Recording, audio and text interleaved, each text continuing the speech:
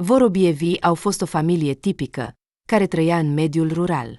Sub aceeași acoperiș trăiau soacra Tatiana Iurievna și fiul Andrei cu familia sa, soția și 2 copii aproape adulți. Viața în sat decurgea liniștit, fiecare zi semănând cu cea precedentă. Dimineața începea cu faptul că Nurca se trezea mai devreme decât toți, pentru a hrăni păsările și animalele și a pregăti micul dejun pentru întreaga familie. Și toate acestea se desfășurau sub ochiul vigilent al soacrei. Ea era o femeie strictă, care nu tolera îndoieli în autoritatea și puterea sa la nivel local. În casă domnea matriarhatul și hegemonia, puterea fiind uzurpată de Tatiana, care era autoritară din fire și, cu timpul, devenise mai masculină. În familie, toți știau locul lor și se străduiau să nu încalce ordinea stabilită. Deși Andrei era capul familiei din punct de vedere al statutului, în realitate se supunea mamei sale. El lucra la fermă, se ocupa de treburile gospodărești și încerca să evite conflictele acasă. Soția sa, Galina, în ciuda tinereții trecute de mult, se obișnuise de mult cu rolul de fiică ascultătoare a soacrei sale. Copiii, Serghei și Ecaterina, de asemenea, s-au împăcat cu necesitatea de a trăi în strictețe și disciplină, dictate de bunica lor.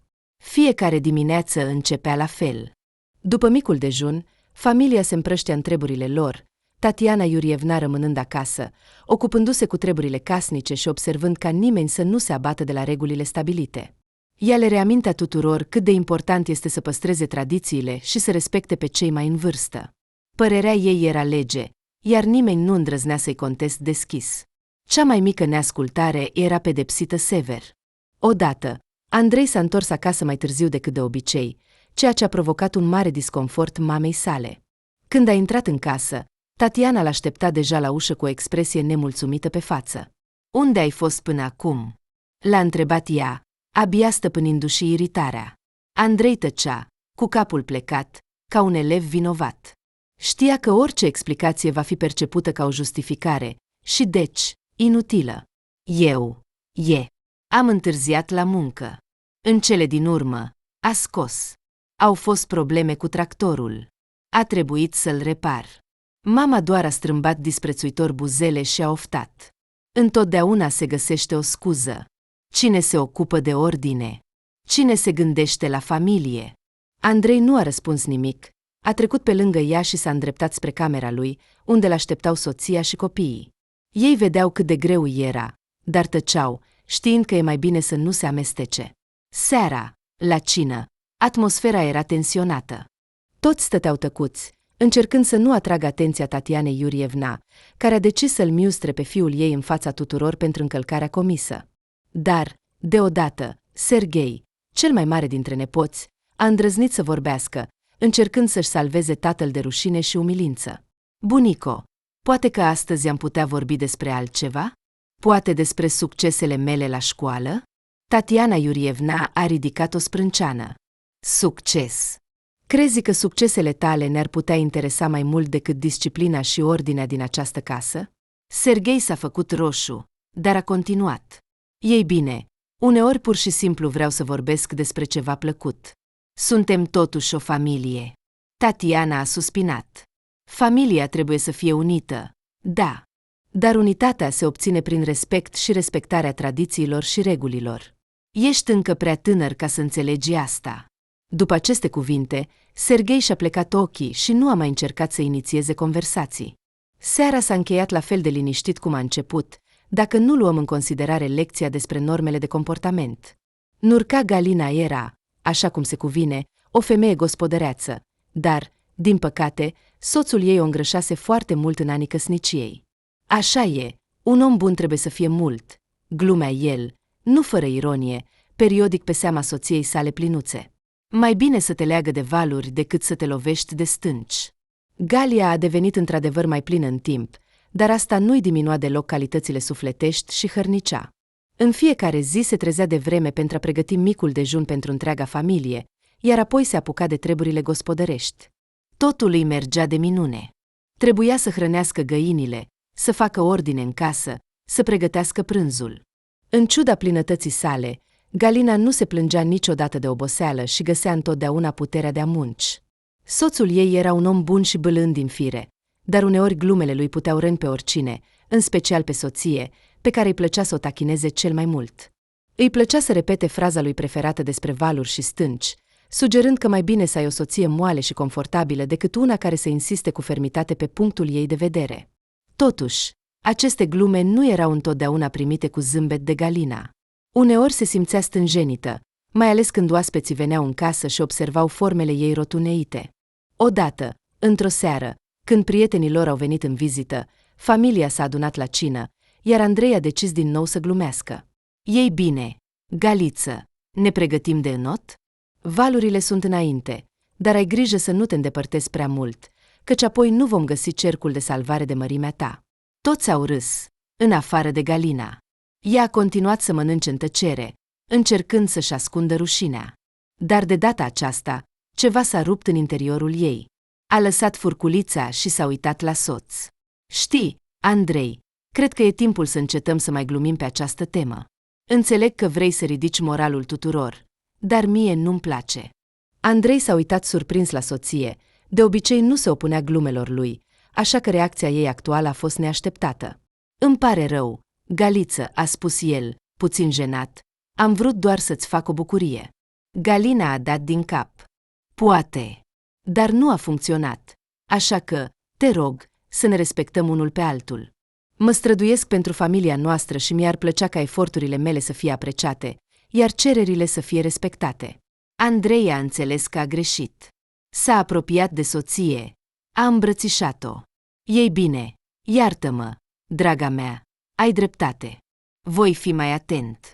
La început, după incident, Andrei a început să glumească mai rar pe această temă, dar nu a durat mult, deoarece, așa cum a arătat practica, glumele pe alte teme ieșeau și mai prost. Și în curând viața vorobievilor a revenit la cursul său obișnuit, unde toți glumeau doar pe seama Galinei.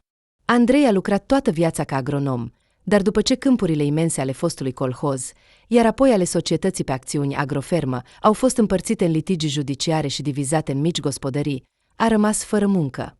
După pierderea locului de muncă, Andrei a căzut în deznădejde. Viața pe care o trăise timp de mulți ani s-a schimbat brusc, iar el s-a aflat în fața necesității de a căuta o nouă ocupație. Prietenii și cunoscuții i-au propus diferite variante, unii sugerând să-și deschidă propria afacere, alții recomandând să se mute în oraș și să-și găsească acolo un loc de muncă. Băieți, vă mulțumesc pentru sprijin, le-a mulțumit Andrei prietenilor care veniseră să-l susțină. Știți ce s-a întâmplat? Colhozurile s-au desființat. Locul de muncă s-a pierdut. Sincer, nu-mi imaginez ce să fac mai departe. Andrei, de ce să panichezi imediat? A întrebat Ivan. Există o mulțime de opțiuni. De ce să nu-ți deschizi propria afacere? Ai atâtea cunoștințe și experiență în agricultură. Ivan, înțeleg că vrei ce e mai bine, dar a începe propria afacere nu e atât de simplu. Ai nevoie de bani, echipamente, clienți și riscurile sunt mari, se îndoia Andrei. Dar ce ar fi să ne mutăm în oraș? Acolo sunt o mulțime de locuri de muncă, mai ales pentru specialiști ca tine. Poți să te angajezi la o fabrică sau într-o companie mare, a sugerat din nou Petru. Petre, ai dreptate. În oraș sunt mai multe oportunități, dar, știi, eu am trăit toată viața la țară, agitația orașului nu e pentru mine și familia mea e aici, rădăcinile. Andrei, poate ar trebui să te gândești să creezi o cooperativă cu alți foști angajați? Împreună ați putea restabili producția și asigurați-vă locuri de muncă, a exprimat o idee bună Mihail. Mihai, o idee interesantă, dar din nou, ai nevoie de resurse, organizare. Nu sunt sigur că vom reuși să adunăm pe toți împreună și să ne înțelegem, a răspuns scepticul și pesimistul Andrei. Ei bine, nu te îngrijora. Principalul lucru este să nu te grăbești. Gândește-te bine. Cântărește toate avantajele și dezavantajele, cu siguranță îți va veni ceva în minte, l-a bătut pe umăr Ivan. Mulțumesc, băieți, mă ajutați foarte mult. Probabil că merită să iau o pauză și să mă gândesc liniștit la toate opțiunile. Dar Andrei nu se grăbea să ia o decizie. Înțelegea că orașul este o viață complet diferită și că va fi greu să se obișnuiască cu această viață. Iar a începe o afacere de la zero, fără experiență și resurse suficiente, părea un pas prea riscant. Zilele, săptămânile, lunile treceau, iar Andrei nu putea să se decidă ce să facă mai departe. Timpul trecea, iar el stătea acasă, gândindu-se cum să-și recâștige sensul vieții. Odată, într-o seară, când, ca de obicei, stătea în bucătărie, privind gânditor pe fereastră, la el s-a apropiat Galina. „Andrei," a spus ea bâlând, „te gândești de mult. Poate ar trebui să încerci ceva nou. De exemplu, să te ocupi cu grădinăritul. Avem un teren mare, putem cultiva legume și fructe pentru vânzare." Andrei s-a uitat la soția sa, iar această idee i s-a părut interesantă. De fapt, de ce să nu-și folosească experiența de agronom pentru a-și crea propria mică afacere? A iubit întotdeauna să lucreze pământul, iar acum avea ocazia să o facă singur. Dar infatilitatea sa naturală îl împiedica să se desprindă de locul confortabil pe care și-l crease deja pe canapeaua lor veche și uzată. Andrei stătea pe canapea, gânditor, privind pe fereastră. Ideea Galinei părea tentantă, dar frica de necunoscut și obișnuința cu confortul îl țineau pe loc. În mintea lui se învârteau o mulțime de gânduri înfricoșătoare. Dar ce-ar fi dacă nu ar reuși? Dar ce-ar fi dacă ar cheltui toate economiile și ar rămâne fără nimic? Dar ce-ar fi dacă oamenii pur și simplu nu ar dori să cumpere produsele lui? Galina a observat tentarea soțului și a dorit să-l susțină. „Andrei, înțeleg că ți este frică, dar gândește-te câți ani ai visat la propria afacere. Acum ai șansa să transformi acest vis în realitate. Desigur, vor fi dificultăți, dar oare acestea vor opri un adevărat agronom?" Andrei a suspinat și a dat din cap. Știa că soția are dreptate. A visat toată viața să lucreze pentru el, nu pentru altcineva. Dar frica de eșec era prea puternică. „Bine," a spus el în cele din urmă, ridicându-se de pe canapea, „vom încerca, dar mai întâi trebuie să ne gândim bine la toate." Galina s-a bucurat naiv de decizia soțului și a început să-l ajute să elaboreze un plan de acțiune. Au discutat despre ce culturi vor cultiva, cum vor organiza procesul de plantare și îngrijire a plantelor, precum și cum vor vinde produsele. Dar dincolo de discuțiile despre planuri, nimic nu a mers mai departe, iar Galina, în cele din urmă, a renunțat la tot, lăsând acest proces să decurgă de la sine. Soacra a fost cea mai nemulțumită de această situație. Cândva, soțul ei, acum decedat, fusese președintele colhozului, iar ea își amintea vremurile când toată lumea se înclina în fața ei, făcându-i complimente. A fost mereu mândră de statutul ei de soție a președintelui colhozului. În acele vremuri, se bucura de respect și onoare, iar cuvântul ei era lege pentru mulți. Acum, când colhozul s-a desființat, iar singurul ei fiu a rămas fără muncă, se simțea umilită și dezamăgită. „Ei bine, și acum ce? Tăcere, nu viață?" mormăia ea, stând în bucătărie și privindu-se la o fotografie veche a soțului ei. „Odată eram stăpânii pământului, iar acum ce, fiule? Un simplu grădinar, asta e tot." Galina încerca să o liniștească pe soacră, dar aceasta nu voia să o asculte. „Ție-ți-e ușor să vorbești," spunea Tatiana Iurievna.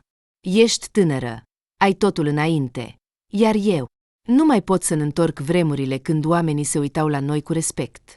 Andrei, auzind cuvintele mamei, s-a simțit vinovat. Înțelegea că decizia lui de a se ocupa cu grădinăritul ar putea părea neserioasă pentru ea, dar credea că acesta este drumul corect, deoarece nu avea nimic altceva deocamdată.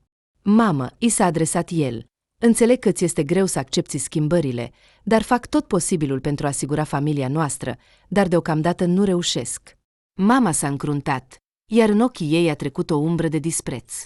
Știa că propriul ei fiu era un slab și un neputincios, și din acest motiv credea puțin că noua lui activitate le va aduce stabilitate și bunăstare. „Of, ce fiu mi-a dat Dumnezeu!" „Sig!" suspina ea. „Asta era un bărbat adevărat.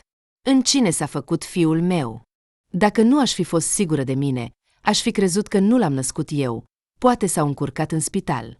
De la acea vreme nu mai pot să mă întorc, dar nu pot să mă întorc la 40 de ani înapoi."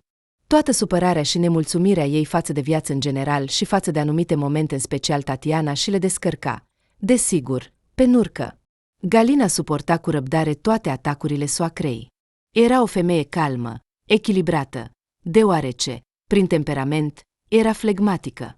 În plus, înțelegea că soacra sa trece prin vremuri dificile și încerca să nu răspundă la răutățile ei.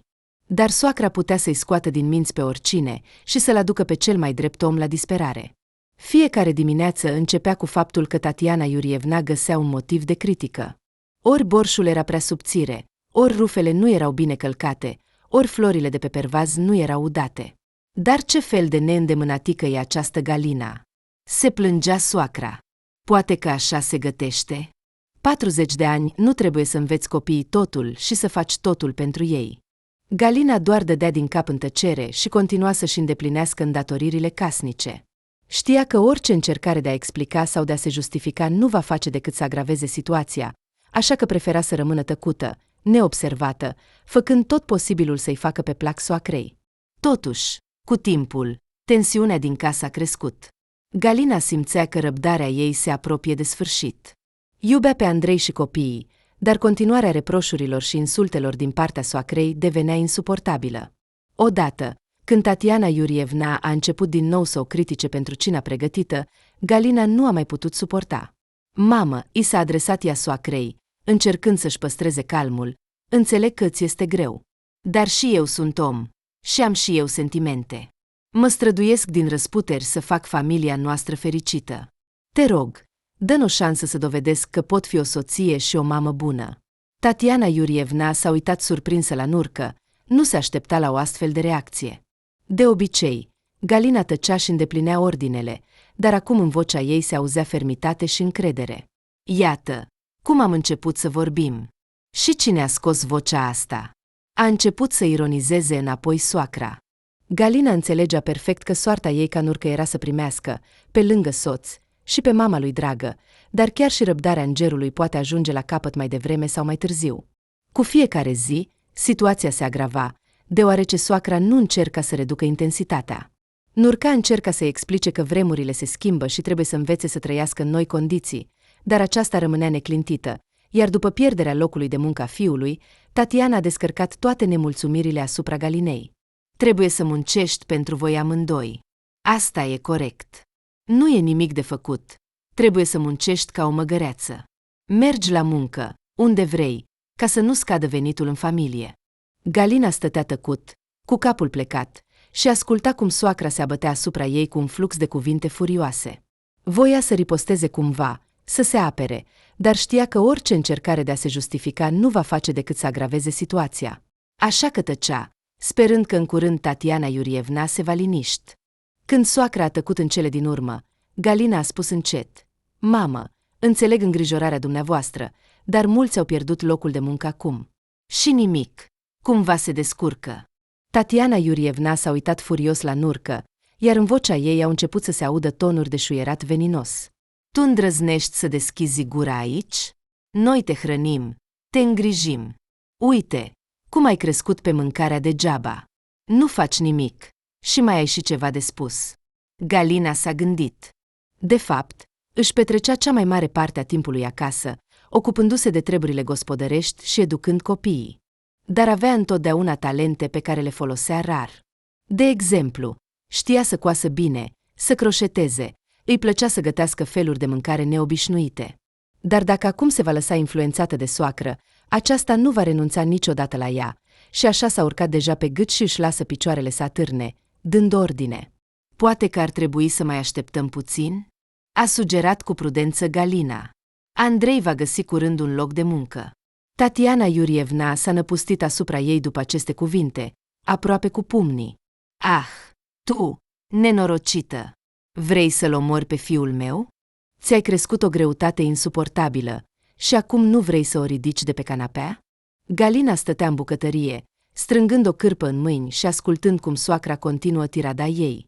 Lacrimile îi stăteau în ochi, dar încerca să se stăpânească. Știa că orice încercare de a răspunde va agrava situația. Andrei era în cealaltă cameră și evita conflictul, așa cum făcuse în ultimele câteva luni. Ce mai stai acolo? Continua să strige Tatiana Iurievna. Nu auzi ce spun. Mergi la muncă, nu stai cu mâinile în sân. Galina a respirat adânc.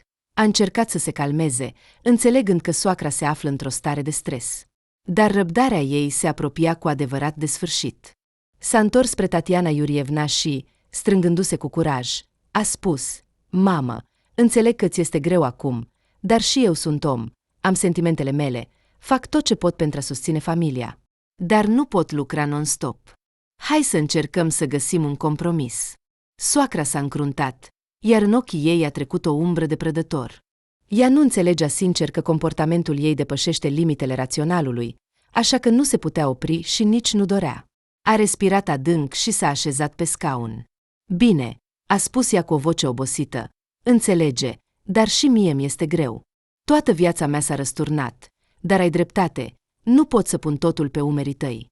Galina a dat din cap și s-a așezat lângă soacra ei. Au tăcut, fiecare pierdut în gândurile ei. Apoi Tatiana Iurievna a luat mâna Nurcii și a strâns-o atât de tare încât săraca Galina a simțit că ies ochii din orbite. Trebuie să muncim amândouă. Asta e corect. Nu e nimic de făcut. Nu trebuie să stai pe spate. Să meargă și el să-și caute muncă. Și copiii voștri sunt deja mari. Și ei pot găsi ceva de făcut în timpul liber de la școală. Nu e nimic de făcut. Nu mai trebuie să cresc niște leneși. Fiecare trebuie să-și câștige pâinea. În general, chiar și Nurca flegmatică abia reușea să nu observe țipetele soacrei. De ceva, se aprindea și mai mult. Și într-o zi, într-un acces de furie, Tatiana s-a împiedicat, s-a agățat de marginea covorului și a căzut destul de nefericit. Strigătele și țipetele au fost auzite în toate satele. Strigătele Tatianei Iurievna s-au răspândit prin toată casa, ca un tunet în cer senin. Întreaga casă s-a oprit, așteptând să vadă ce se va întâmpla. Galina a alergat spre soacră, încercând să o ajute să se ridice, dar aceasta i-a respins mâna. Lasă-mă în pace, a strigat Tatiana Iurievna. Eu sunt vinovată. De ce ai pus acest covor aici? Galina s-a retras, simțind cum inima îi bate cu putere în piept. A văzut că soacra a fost într-adevăr rănită. Fața ei era distorsionată de durere, iar mâna pe care a căzut părea ciudat îndoită. Mamă, hai să chem un doctor, a propus Galina, încercând să rămână calmă. Ai nevoie de ajutor. Dar soacra nu mai gândea clar și continua să țipe cât putea. O, Doamne! O, mămică! Striga soacra, ca o nebună. O, oameni buni! Salvați-mă! Ajutați-mă! Galina încerca să o ajute, dar din cauza greutății sale, făcea doar mai rău. Soacra țipa ca un porc tăiat. Du-te, prostule! Flutura Tatiana mâna spre ea. Șarpe! A decis să profite de situație și să mă doboare. Du-te de aici, vacă neîndemânatică. Mai bine cheamă pe cineva. Sună-l pe Andrei repede. Poate că ar fi mai bine să chemăm ambulanța? A întrebat Galina, speriată, privind la soacra care se contorsiona și neînțelegând dacă se preface sau nu. Da, sună unde vrei. Nu vezi că mor? Se plângea Tatiana, scâncind ca un animal rănit. Galina a decis să fie precaută și a sunat atât la ambulanță, cât și soțului. Medicii care au sosit din centrul raional după o oră au pus o atelă și au dus-o pe Tatiana, care continua să țipe, la spitalul raional. Andrei, care s-a întors acasă între timp, a mers să o însoțească pe pacientă. După ce mama a făcut o radiografie și a fost pusă în gips, fiul a decis să vorbească cu medicul curant. Doctor, spuneți-mi, ce s-a întâmplat cu mama? Cât de grav este starea ei? Din păcate, mama dumneavoastră și-a fracturat gâtul femural, a explicat medicul. Este o traumă destul de gravă, mai ales la vârsta ei. Gâtul femural este partea superioară a osului femural, care leagă capul femural de corpul osului. În cazul unei fracturi în această zonă, este necesar un tratament îndelungat și reabilitare. Dar cât va dura asta? Va putea să meargă normal? A întrebat îngrijorat Andrei. Ei bine, totul depinde de caracteristicile individuale ale organismului mamei dumneavoastră și de modul în care va decurge operația și reabilitarea ulterioară.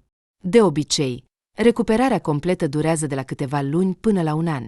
Operația este necesară pentru fixarea oaselor, iar după aceasta va fi necesar un lung proces de reabilitare, care va include fizioterapie și exerciții pentru restabilirea mobilității. Care sunt șansele de recuperare completă? A întrebat interlocutorul medicilor.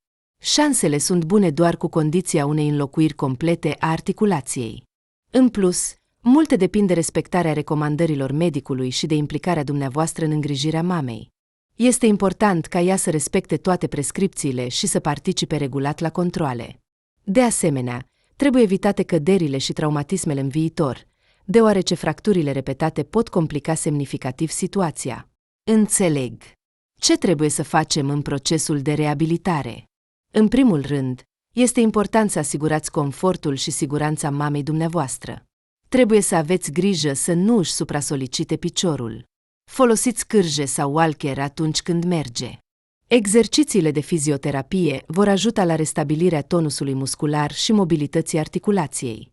De asemenea, este important să aveți grijă la alimentație, astfel încât organismul să primească toate vitaminele și mineralele necesare pentru vindecarea oaselor. Mulțumesc pentru explicații, doctor. Vom face tot posibilul pentru ca mama să se recupereze cât mai repede. Asta e bine. Sprijinul și atenția dumneavoastră sunt foarte importante pentru recuperarea ei. Dacă aveți întrebări sau întâmpinați dificultăți, nu uitați să mă contactați pe mine sau pe alți specialiști din spitalul nostru. Autotratamentul în această privință poate avea consecințe negative, așa că evitați-le. După ce a discutat cu medicul, fiul a decis să-și viziteze mama. Intrând în salon, l-a văzut pe ea întinsă pe pat, cu piciorul în gips. Arăta obosită, dar destul de sănătoasă. Mamă, cum te simți? A întrebat Andrei, apropiindu-se de patul ei. Tatiana Iurievna a suspinat și a zâmbit slab. Trăiesc, fiule. Medicii au spus că totul va fi bine. Gâtul femural este fracturat, dar se va vindeca în curând. Galina, care sosise cu taxiul, s-a apropiat și ea, luând-o pe Tatiana de cealaltă mână. Mamă, ne pare foarte rău că s-a întâmplat așa. Vom face totul pentru ca tu să te simți confortabil acasă. Tatiana Iurievna s-a uitat la noră și a făcut o grimasă. Mulțumesc. Ai făcut deja tot ce ai putut pentru a mă aduce aici. Astfel, Galina a preluat și responsabilitatea de a avea grijă de soacra bolnavă. Și a avut grijă de ea și, în paralel, după ce a luat-o din clinica de cartier, căuta pentru ea în oraș o cotă pentru programul de înlocuire a articulațiilor cu cele din titan, suportând în același timp țipetele isterice ale soacrei. Blestemată! Vrei să mă omori? Nu doar că nu ai milă de fiul meu, dar acum ai ajuns și la mine. Galina se străduia să se abțină, auzind acuzațiile soacrei. Fiecare călătorie la clinică devenea o adevărată încercare. Dar știa că este necesar și continua să aibă grijă de Tatiana Iurievna, în ciuda grosolăniei și nemulțumirii constante a acesteia. Mamă, explica răbdătoare Galina, operația este necesară.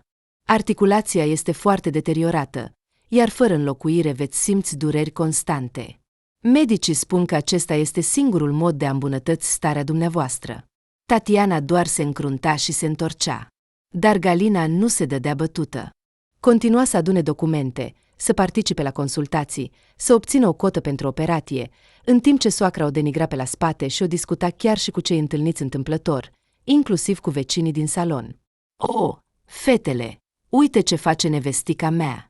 Vrea să mă omoare. Înțelegi? Oh, ce se întâmplă? Ce se întâmplă acolo? Au început să ciripească femeile din salon, anticipând detalii picante din eterna luptă dintre soacră și noră. Ei bine, iată, nevestica mea a găsit o ocupație. Mă duce la o operație, spune că articulația mea este proastă, că fără această operație voi suferi, iar eu cred că vrea doar să scape de mine. Ce spui? Cu siguranță îi pasă de sănătatea dumneavoastră, a sugerat una dintre paciente. Operația este o chestiune serioasă. Puțini ar lua o astfel de decizie ușor. Marina, se vede că nu o cunoști deloc pe nevestica mea. Este un adevărat diavol în piele omenească. Niciodată nu am văzut-o să-i pese sincer de cineva, în afară de ea însăși. Poate că este frică să vă piardă? Până la urmă, operația este o oportunitate de recuperare. Poate ar trebui să-i oferiți o șansă? A întrebat o altă pacientă. Poate că ar trebui să-i dai o șansă? Șansă! A primit deja șansa când s-a căsătorit cu fiul meu. Și acum încearcă să mă omoare, ca să poată continua să abuzeze de copilul meu fără nicio intervenție. Iar el nu este bărbat, ci un fluturaș. Această vacă îl va călca pur și simplu. Tatiana, înțelegeți că operația nu este o pedeapsă, ci o oportunitate de a reveni la o viață normală. Dacă medicii recomandă, înseamnă că există motive, continua să insiste vecina de salon. Ei bine, vom vedea ce va ieși. Dar mă tem că va fi ultima mea ieșire. Nu vorbi așa, Tatiana. Credința în bine este jumătate din succes. Ține-te bine. Totul va fi bine. Galina bănuia că soacra o critică la fiecare colț, dar încerca să-și păstreze calmul, în ciuda criticilor și acuzațiilor nesfârșite ale soacrei și a altor ieșiri nebunești ale acesteia. Înțelegea că Tatiana Iurievna se află într-o stare de stres și durere, așa că încerca să nu ia în seamă cuvintele ei. Dar uneori îi devenea insuportabil de greu și se surprindea gândindu-se că ar vrea să fugă de toate acestea. Totuși, Galina nu se lăsa.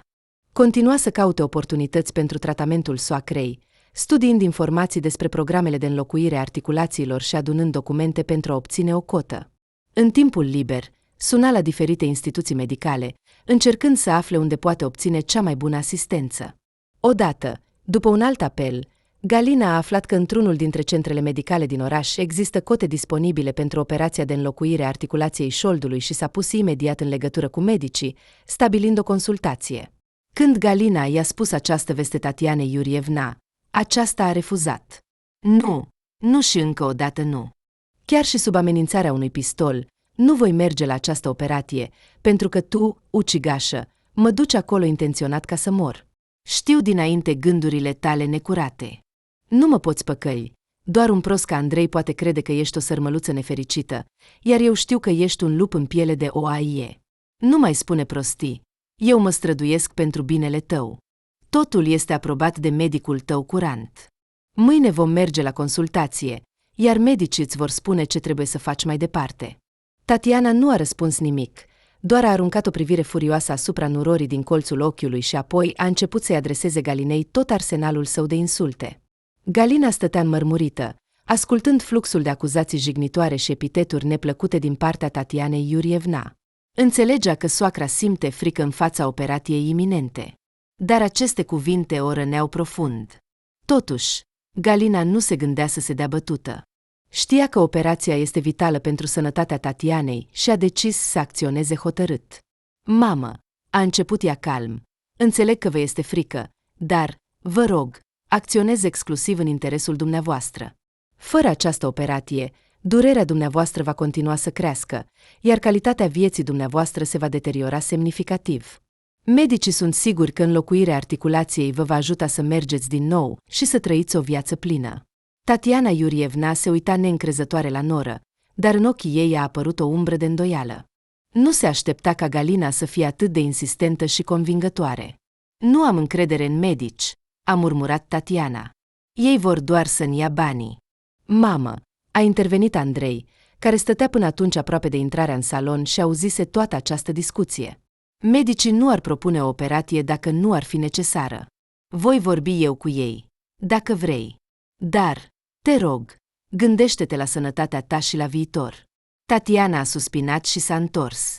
Nu voia să-și arate slăbiciunea, dar în interiorul ei frica se lupta cu dorința de a deveni din nou sănătoasă. Și, în cele din urmă, a dat din cap. Bine, a spus ea încet, mă voi gândi. Galina și Andrei s-au privit, bucurându-se de micile progrese. Au înțeles că acesta este primul pas pentru a o convinge pe Tatiana să accepte operația.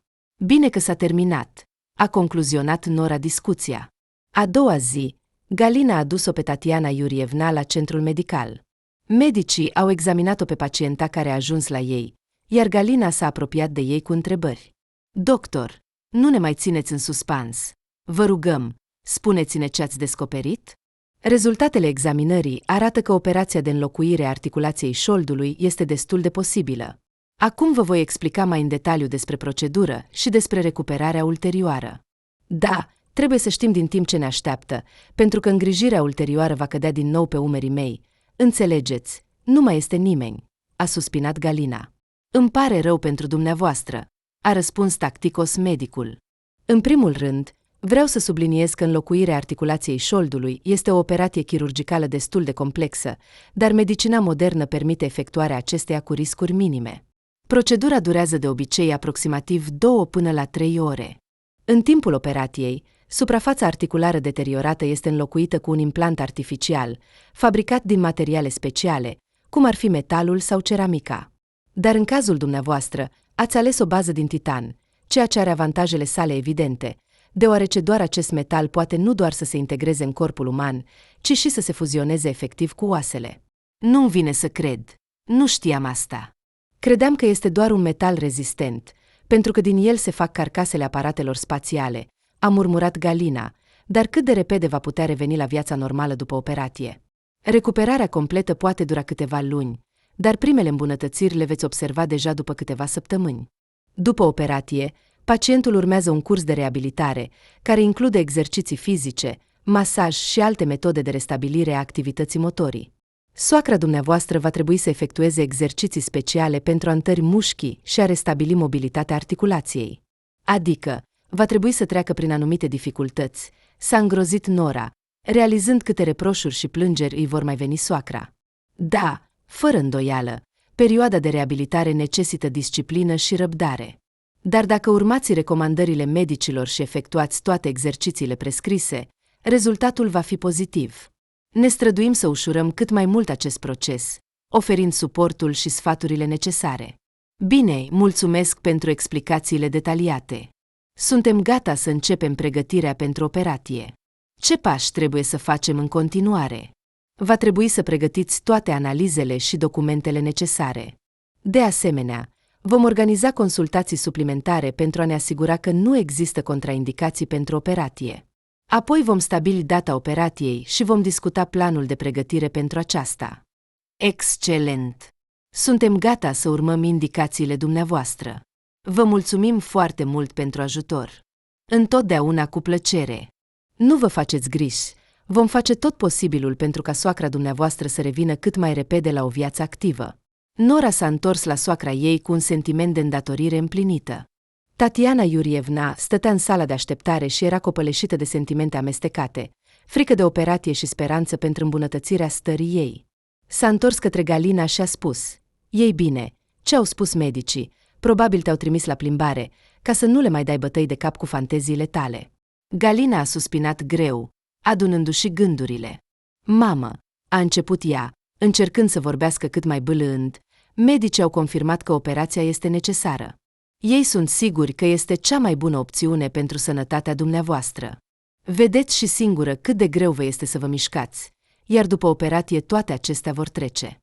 Tatiana Iurievna s-a încruntat, dar în ochii ei se citea îndoiala. Încă nu putea să creadă că operația poate ajuta cu adevărat. "Ce știi tu?" s-a aprins ea. "Vrei doar să scad de mine, iar eu nu mă voi lăsa operată. Să facă mai întâi operația altcuiva, iar apoi vom vedea ce va ieși."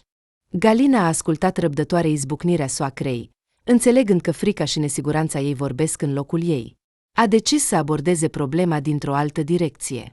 "Mamă," a spus ea, luând-o pe Tatiana de mână, "înțeleg temerile dumneavoastră, dar nu vă propun nimic rău. Vreau doar ca dumneavoastră să puteți trăi din nou o viață plină, fără dureri constante, pentru că meritați asta." Soacra s-a gândit. Nu se aștepta ca Galina să spună ceva de genul acesta. Furie ei a început să se estompeze, făcând loc îndoielilor și neliniștilor. "Nu știu," a șoptit ea, "totul este atât de înfricoșător. Dar dacă tu crezi cu adevărat că asta va ajuta," Galina i-a zâmbit încurajator. "Sunt sigură, mamă. Voi fi alături de dumneavoastră la fiecare pas și vom trece prin asta împreună. Nu sunteți singură." Tatiana Iurievna a tăcut mult timp, cântărind toate argumentele pro și contra, și, în cele din urmă, a dat din cap. "Bine," a spus ea încet. "Sunt de acord, dar doar cu condiția să fie alături de mine." Galina a îmbrățișat-o strâns pe soacra ei. "Voi fi mereu. Mamă, totul va fi bine, veți vedea." Și a început pregătirea pentru operație. Galina a organizat tot ce era necesar, a adunat documentele, a făcut aranjamente cu centrul medical și a avut grijă ca Tatiana să se simtă cât mai confortabil. Ziua operației se apropia, iar deși frica era încă mare, speranța pentru un viitor mai bun devenea din ce în ce mai puternică. Totuși, îndoielile încă o chinuiau pe soacră, care, din cauza stării sale, era pe cale să cedeze, având în vedere paranoia ei. "Galina, nu mă minți. Medicii au spus cu adevărat că fără operație nu se poate. Și nu am nicio interdicție pentru operație." Galina a zâmbit și a răspuns: "Nu, mamă. Au confirmat că vă pot înlocui articulația." Acum avem cu adevărat o șansă pentru o îmbunătățire rapidă a stării dumneavoastră. Totul va fi bine. Tatiana se uita neîncrezătoare la noră, parcă neînțelegând ce spune aceasta.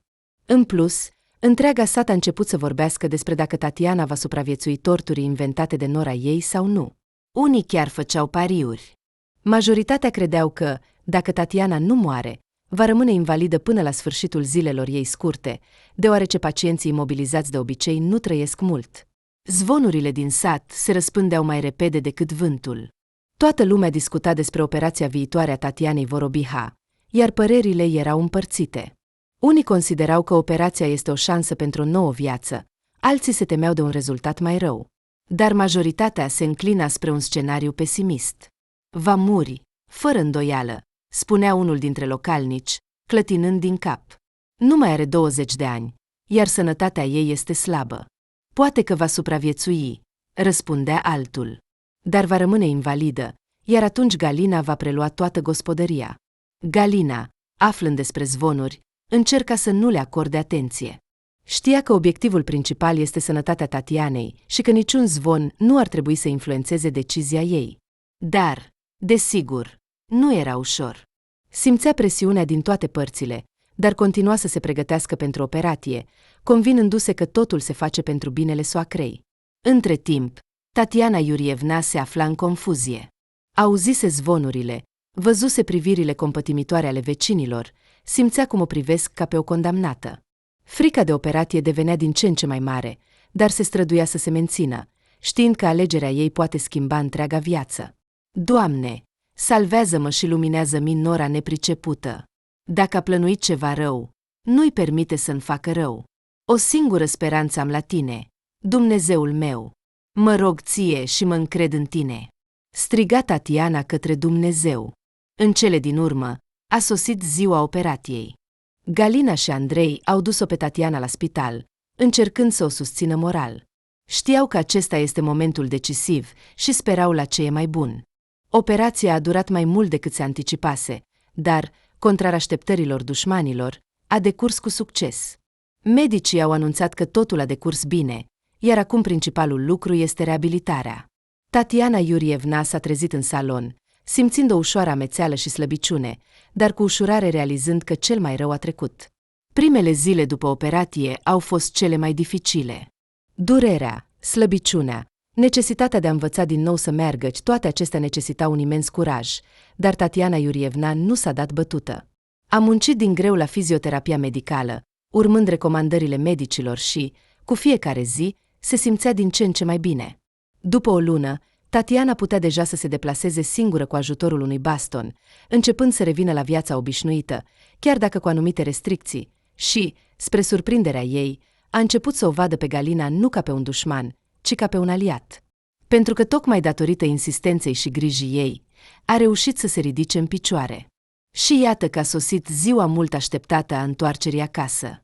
Tatiana Iurievna s-a întors din spital ca nouă. O aștepta aproape tot satul lângă casă. Toată lumea dorea să se convingă cu ochii lor că Tatiana este vie și sănătoasă, pentru că deja o îngropaseră în gândurile lor de mai multe ori. Oh, ați auzit, fetele, ce s-a întâmplat cu Tatiana Vorobiha? Întreba una dintre bârfitoarele locale, Maria Stepanovna. Se spune că a avut o operație la articulație și acum nimeni nu știe dacă merge sau nu. Poate că stă întinsă și nu se va mai ridica niciodată. Oh, Stepanovna, cum poți spune așa? A făcut o față ciudată colega ei, Zinaida Petrovna. A murit, probabil, Tatiana noastră. Doar că nu spun, ca să nu o bage pe nevestica lor, ucigașă blestemată, la închisoare sau să nu facă justiție populară, iar oamenii noștri sunt fioroși, se știe. Și tu, Petrovna, parcă ai ști mai bine decât alții. Doar tu ești înțeleaptă, iar în jurul tău sunt doar proști. Așa că, după tine, se pare, s-a lăudat Stepanovna, pregătită să-și apere versiunea. Uite, nu mă las de aici, dacă mint. Dar eu am auzit de la Zaharovna, care i-a spus lui Antipovna, care a auzit de la Egorovna, iar toată lumea știe că Egorovna a fost mereu prietenă cu Tatiana. Ea este o adevărată prietenă. Dar tu poți să te închini, să te rogi la icoane, să juri pe Biblie, tot una ești o mincinoasă. Mă atacă, arătându-și formele. A spus alta.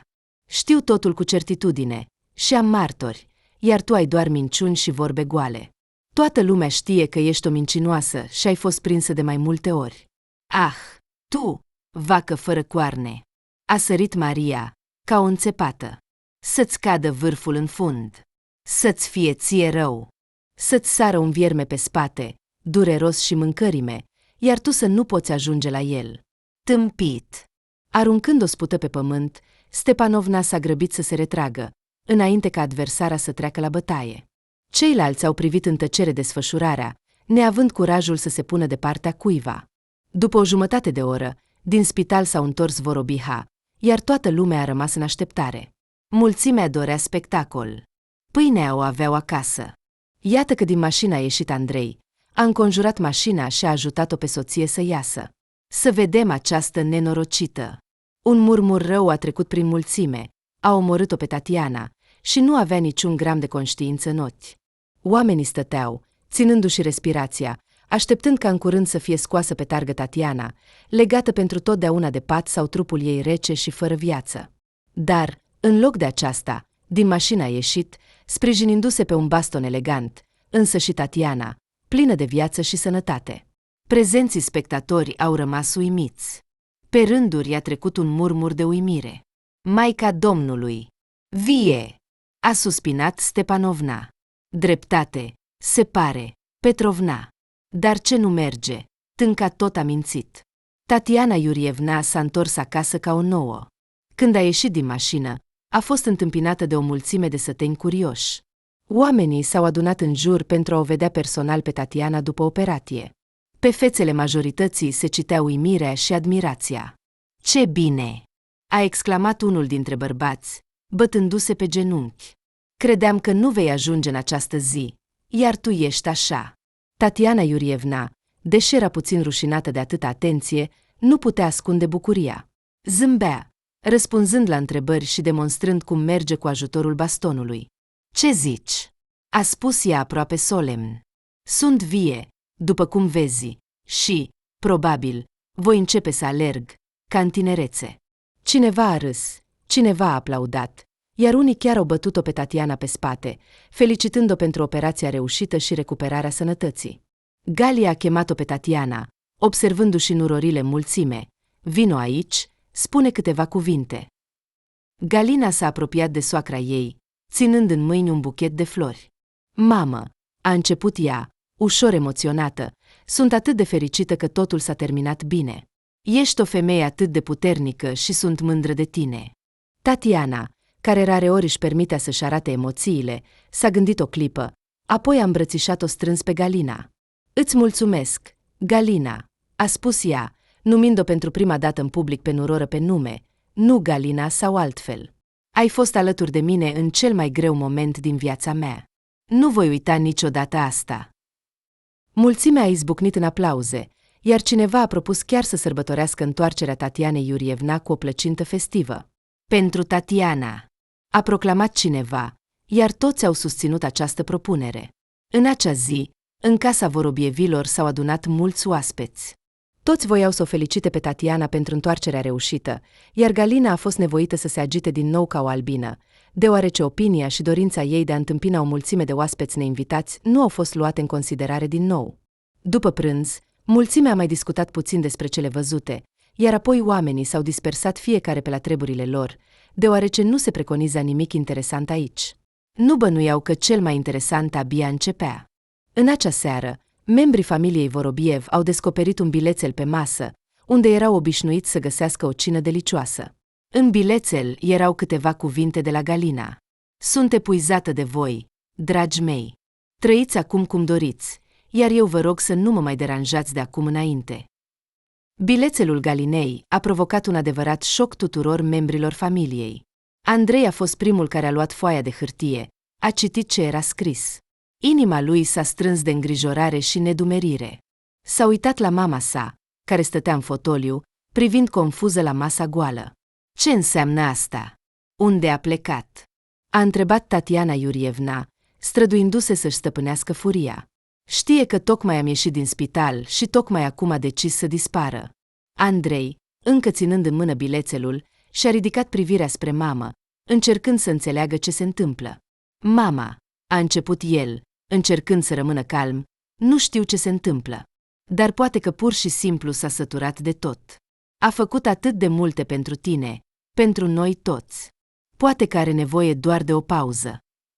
Tatiana Iurievna s-a încruntat, nevrând să accepte explicația fiului. Sătulă! A scos un sunet. A fost sătulă să mă salveze de la moarte? Ei bine, să se odihnească, iar apoi să vină și să-și ceară scuze pentru comportamentul ei. Andrei știa că acum nu era momentul să se contrazică cu mama, dar în sufletul său simțea îngrijorare. A încercat să schimbe subiectul, dar mama nu voia să se distragă. Găsește-o! I-a ordonat ea fiului. Imediat! Andrei a suspinat. A ieșit din bucătărie, lăsând-o pe mama singură.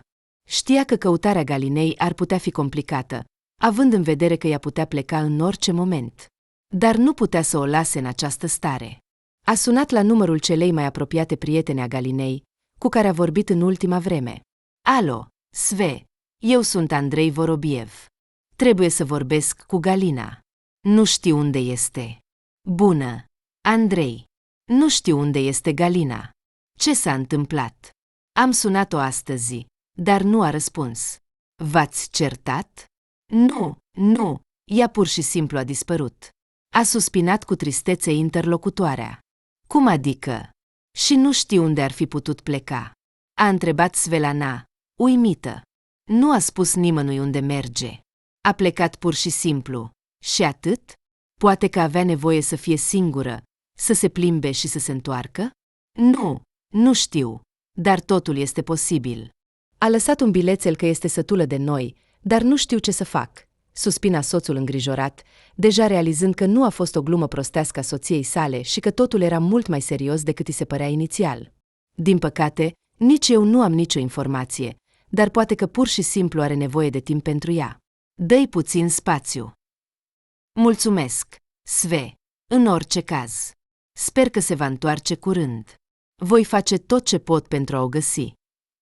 Andrei, nu te îngrijora, se va întoarce când va fi pregătită. Dă-i timp, a spus prietena Galinei la revedere și a închis. Între timp, Tatiana Iurievna tot umbla prin casă, repetând că Galina trebuie să se întoarcă și să-și ceară scuze.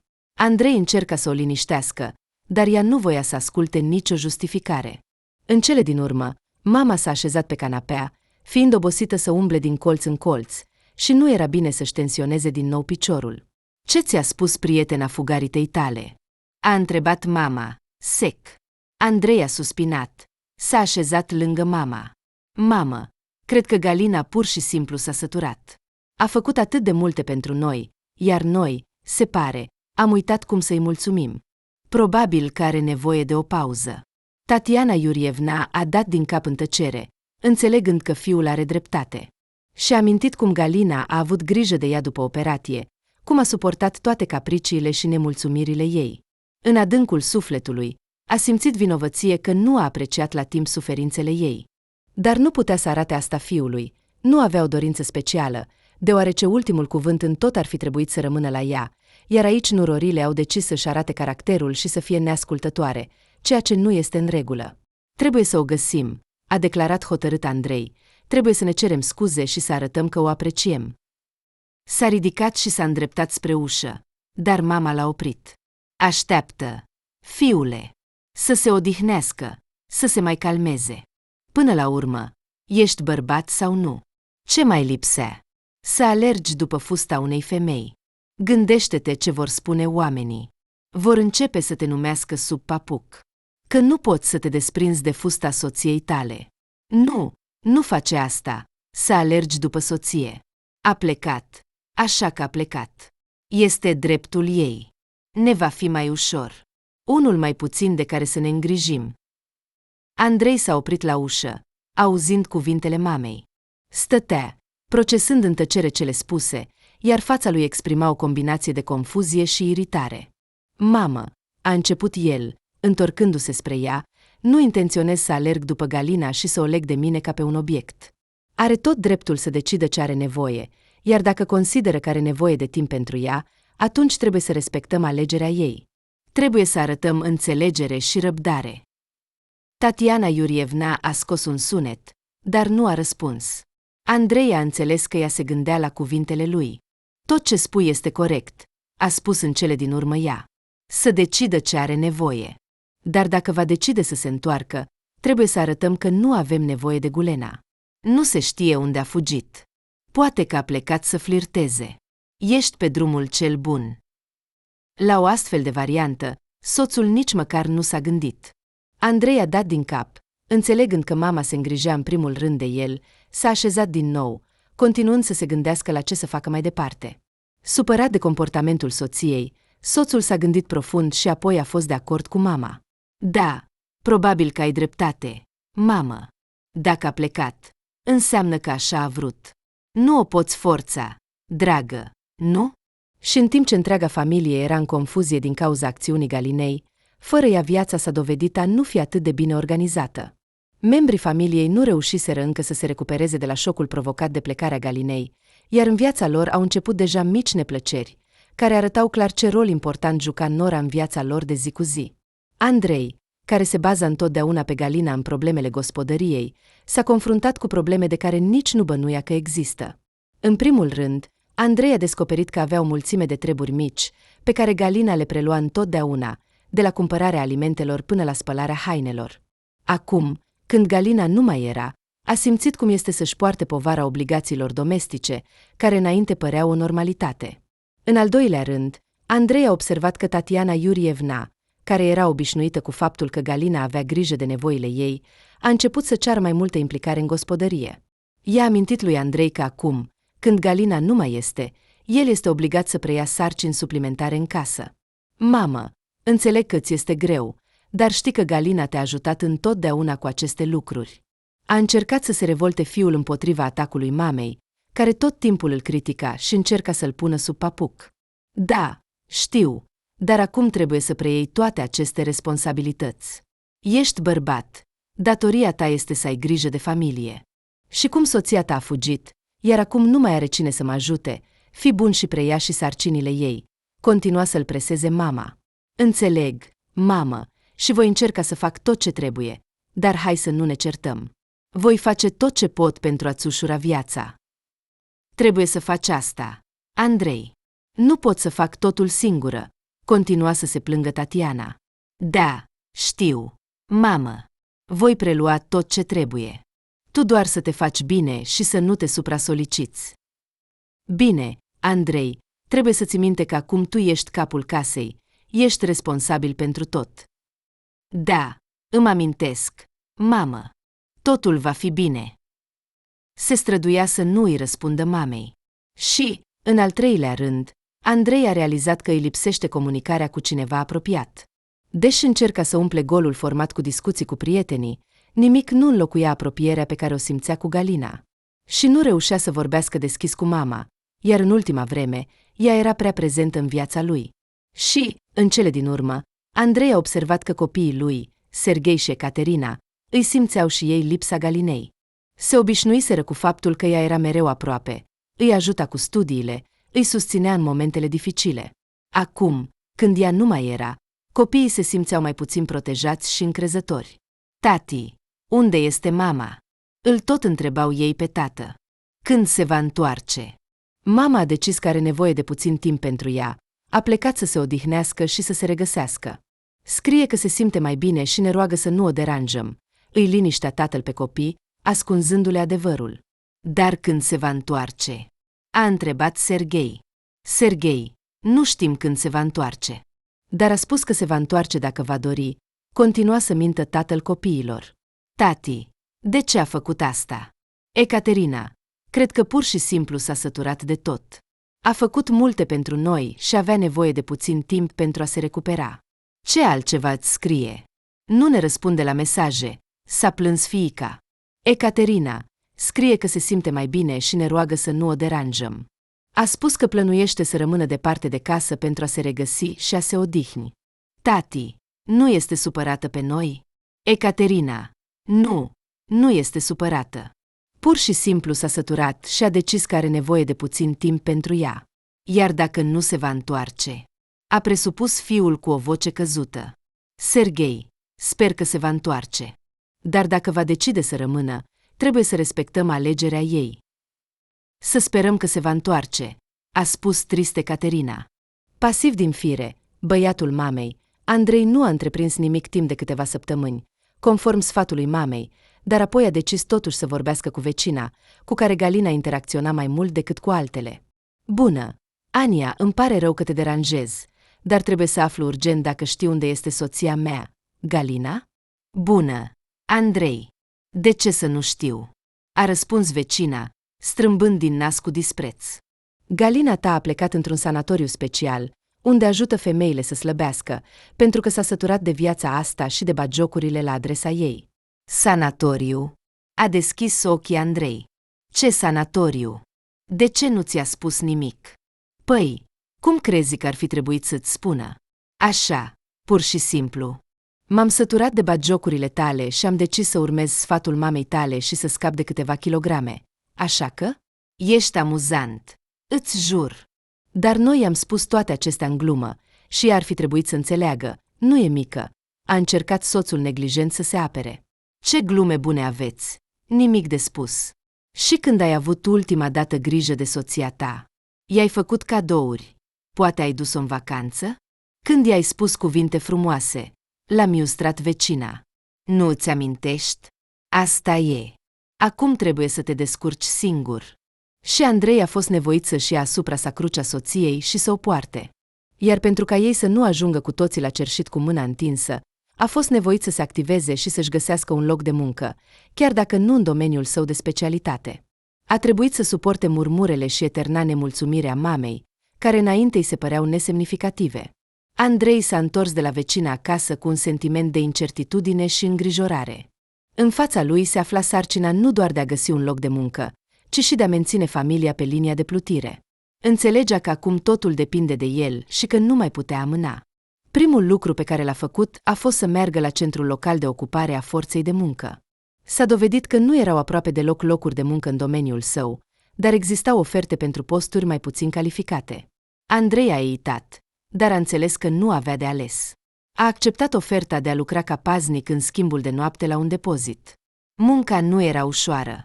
Ore lungi pe picioare, zile monotone și necesitatea de a face față oboselii. Dar Andrei s-a ținut bine, pentru că știa că familia lui are nevoie de el. În fiecare dimineață, întorcându-se acasă, vedea cum mama se plângea și își exprima nemulțumirea, dar încerca să nu acorde atenție. În trecut, plângerile ei se păreau mărunte, dar acum păreau să-i pătrundă în suflet. Fiule, iar ai întârziat? Întreba Tatiana Iurievna, în timp ce fiul încerca să se strecoare neobservat în cameră. Ce fel de muncă este asta? De ce nu poți găsi ceva mai bun? Andrei se controla, răspunzând pe scurt: mamă, fac tot ce pot. Munca este grea, dar ne hrănește. Mai aveți puțină răbdare, voi găsi ceva mai bun. Dar răbdarea Tatianei Iurievna era pe sfârșite. Ea îi reaminte adesea fiului că trebuie să aibă grijă de familie, că datoria lui este să le asigure o viață decentă. Andrei simțea că pereții casei devin strâmți, iar povara responsabilității tot mai grea. Și totuși, continua să lucreze, economisind fiecare bănuț și încercând să mențină în casă măcar o aparență de ordine. Treptat, a realizat cât de grea a fost viața soției sale, până când nu a mai rezistat și a scris un mesaj. Galina, am înțeles totul. M-am căit. Te rog, întoarce-te acasă. După câteva minute a primit un răspuns de la soție. Cuvintele sunt puține. Nu înseamnă nimic. Dacă spui de 1000 de ori cuvântul zahăr, nu va fi mai dulce în gură. Andrei a rămas nemișcat, privind la ecranul telefonului. Răspunsul Galinei a fost aspru, dar corect. Înțelegea că nu o va aduce înapoi doar cu vorbe. Trebuia să dovedească că s-a schimbat, că este pregătit să devină soțul pe care ea îl merită. Aproximativ 10 minute a reflectat la cele întâmplate, stând ca înfipt cu telefonul în mână, iar apoi, scăpând, în sfârșit, de acea stare ciudată, Andrei a decis să acționeze. A început cu lucruri mici, a curățat toată casa, a pregătit cina, a pus flori proaspete pe masă. Când mama lui a intrat în bucătărie, s-a uitat surprinsă la fiu. Ce ai pățit astăzi? Ești atât de activ. S-a întâmplat ceva. Andrei a zâmbit. Mamă, am decis că este timpul să-mi schimb viața. Vreau ca Galina să se întoarcă acasă și pentru asta sunt pregătit să fac tot ce este posibil. Tatiana Iurievna aproape s-a anecat cu apa pe care a început să o bea pentru a-și umezi gâtul uscat. S-a uitat la el ca un berbec la porțile noi și a început să țipe. Ce? Te-ai îmbătat cu apă. Ne descurcăm bine fără ea. De ce ai decis să alergi după ea? Mamă, poate că te mulțumește totul, dar eu nu mai pot trăi așa. Nu este treaba mea să conduc gospodăria, iar tu nu încerci nici măcar să mă ajuți, doar mă critici toată ziua. Acum înțeleg perfect ce a simțit Galina și tot ce mi-a spus despre tine s-a dovedit a fi adevărat. Îți vei scoate mortul din mormânt cu reproșurile tale și îl vei duce pe cel viu în ea. Îmi pare rău, dar nu mai am puterea să suport eternul tău cârcotit. Îi voi aduce pe Galina înapoi și voi continua să lucrez ca un bărbat normal, iar voi veți continua să vă certați aici. Dar dacă Galina va fugi din nou, acum din cauza ta, atunci și noi cu copiii vom pleca de la tine și vei rămâne aici singură, plângându-ți de milă și vărsându-ți nemulțumirea. Cu aceste cuvinte, Andrei, fără să se uite înapoi la mama sa, care era șocată de aceste schimbări, a plecat după soție la acel sanatoriu, dar când a ajuns acolo, aproape că nu a recunoscut-o. Da, a cheltuit o mare parte din economiile familiei, dar ce rezultat a avut? Galina arăta ca și cum ar fi slăbit cu cel puțin 30 de ani. Andrei a ajuns la sanatoriu cu inima tremurândă, sperând că eforturile și cuvintele sale sincere vor avea efect, iar Galina îl va ierta. Dar când a intrat și a văzut-o pe soția sa, respirația i s-a tăiat. În fața lui stătea o femeie complet diferită, încrezătoare, strălucitoare, cu un zâmbet pe care nu l-a mai văzut de mult. Galina arăta uimitor. Figura ei devenise mai subțire și tonifiată, pielea strălucea de sănătate, iar ochii ei radiau bucurie și satisfacție. Andrei stătea fără să poată rosti un cuvânt, uimit de schimbările survenite. Galina a reușit să scoată: Ești pur și simplu incredibilă. Galina a zâmbit, apropiindu-se de el. Mulțumesc, Andrei. Am muncit din greu la mine și am meritat fiecare minut pierdut. Dar știi ce este cel mai important? Mă simt fericită și sunt pregătită să ofer căsniciei noastre o nouă șansă. Andrei a îmbrățișat-o, simțind cum inima lui se umple de căldură și bucurie. A înțeles că această călătorie nu a fost doar o încercare de a slăbi, ci o oportunitate pentru Galina de a se regăsi, de a deveni o femeie puternică și independentă. Te iubesc, Galina, a șoptit el, și sunt pregătit să fac totul pentru ca tu să fii fericită. Galina s-a lipit de el, închizând ochii. Și eu te iubesc, Andrei.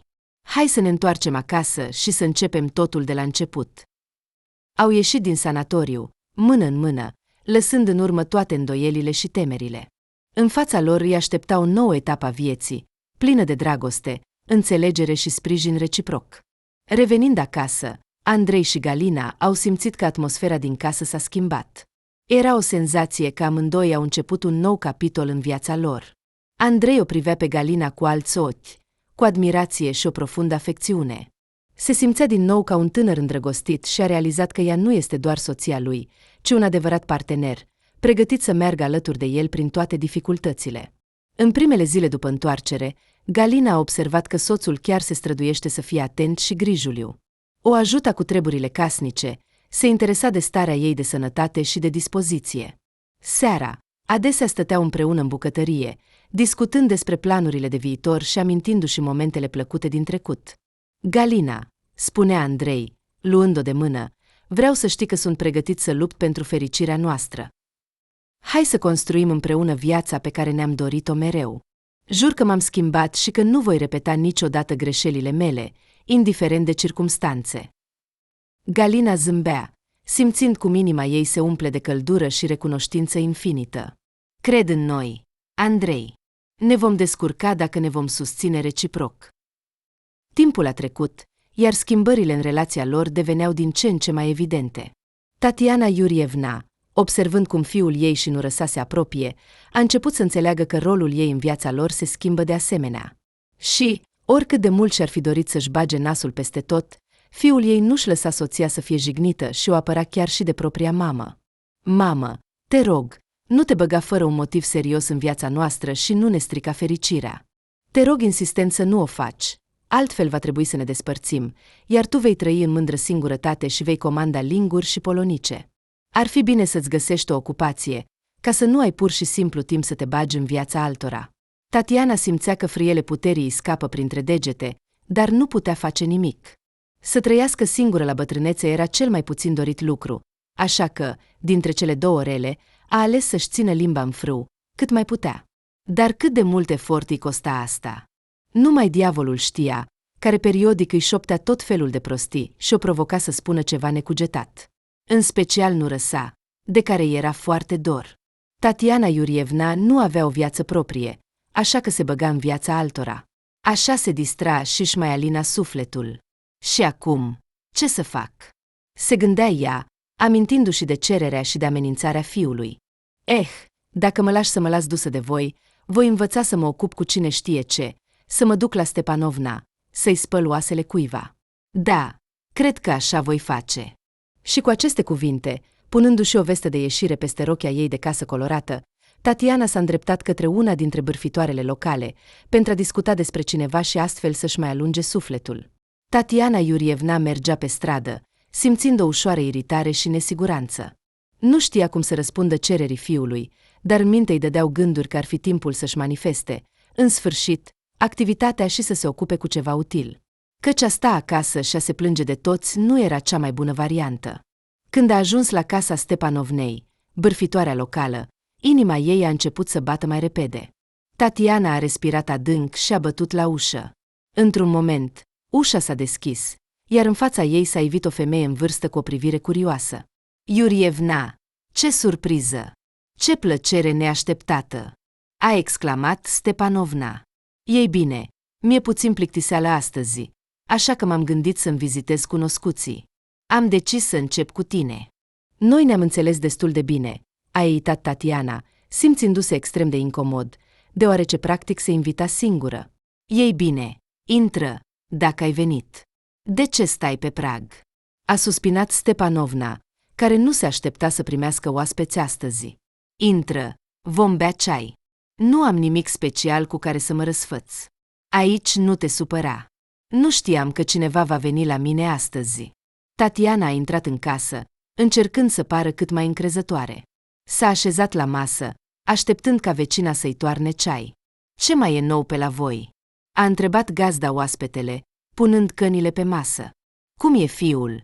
Cum e nurăsa? Tatiana a mormăit, luând o înghițitură de ceai. Oh, Stepanovna, mi se învârte capul. La ei cu Galina a început din nou o dragoste pasională, iar eu aș putea să mă arunc în laț. Andrei m-a rugat să mă ocup cu ceva util, ca să nu mă mai învârt pe aici, dar nu știu de unde să încep. Ce îmi recomanzi? Stepanovna s-a gândit un moment, apoi a zâmbit. Știi, Tatiana, la noi în clubul iubitorilor de grădinărici și legumicultură s-a eliberat recent un loc. Poate ar trebui să încerci? Îți amintești, mai de mult îți plăcea să te lauzi cu florile și roșiile tale. Acolo vei găsi și urechi disponibile și subiecte potrivite de discuție. Tatiana a privit surprinsă la vecina grădinăritului. Ei bine, nu știu. Dar, probabil, merită să încerc. Nu va fi cu siguranță mai rău. Perfect! A dat din cap Stepanovna cu bucurie. Atunci ne întâlnim mâine. Te voi prezenta celorlalți membri ai clubului. Crede-mă pe cuvânt, pare plictisitor, dar când te implici, nu te mai poți desprinde. Acolo ne spălăm oasele și ne clătim rufele murdare, așa că, cred că te vei integra repede în compania noastră prietenoasă. Tatiana a simțit cum ochii i s-au luminat de entuziasm. Discuțiile colective despre păcatele și defectele altora, ei bine, acesta era raiul pe pământ. Tatiana Iurievna nu se îndrepta spre casă, ci părea că zboară pe arid. Dacă erau arid de îngeri sau demonice, aceasta era o altă întrebare. A decis că va încerca grădinăritul și, poate, descărcarea psihologică colectivă o va ajuta să se regăsească și să-și calmeze nervii. Căci, în cele din urmă, nu este cel mai important să găsești o ocupație pe placul tău și să te simți util? A doua zi, Tatiana a alergat aproape să se întâlnească cu clubul grădinarilor. Așa cum promisese Stepanovna, acolo a întâlnit oameni prietenoși, gata nu doar să împărtășească experiența cultivării plantelor, ci și cunoștințe despre localnici, precum și despre cunoștințe comune și chiar despre diverse celebrități. Tatiana tremura de entuziasmul care o umplea.